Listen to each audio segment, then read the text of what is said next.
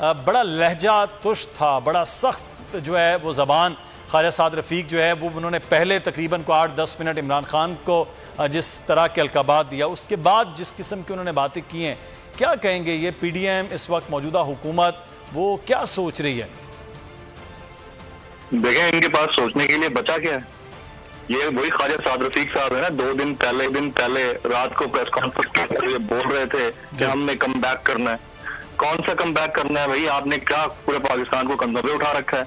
मसला ये है कि सियासत हो गई है इनकी खत्म, पीछे इनके कुछ बचा नहीं है। तो अब अपनी खिफत मिटाने के लिए अगर ये छोड़ के जाते हैं तो परमानेंटली डिलीट होते हैं, खत्म होते हैं। और अगर ये इस वक्त कंटिन्यू करते हैं तो आज डॉलर का हाल देख लें, यानी 221-22 हिट कर गया। हो सकता है शाम तक या रात तक कोई सिचुएशन ऐसी बने कि 25 को हिट कर जाए। बचा इनके पास मिटानी है।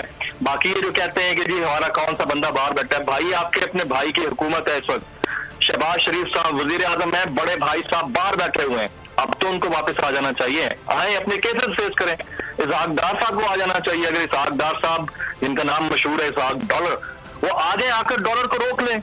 IMF से मुआहदे के बाद ये हालत हो गई है, तो मेरे ख्याल में this is high time for PMLN to rethink and revisit their all policies. और इनको दबोने में जरदारी साहब का हाथ है। उन्होंने ही आज मना किया हमजा शहबाज को कि आप इस्तीफा ना दें जी। 22-23 को जिस तरह की लैंग्वेज का इस्तेमाल हो रहा है, माजरत के साथ एक पार्लिमानी जबान नहीं है। इसी तरह के एतराजात हमारे PTI के भी सीनियर्स के ऊपर थे, जब तर्जुमानी करते हुए बहुत कुछ बोल जाते थे। कल राना सनाउल्लाह ने जो प्रेस कॉन्फ्रेंस की, उन्होंने जो जुमले इस्तेमाल किए वो मैं इस वक्त दोहरा भी नहीं सकता।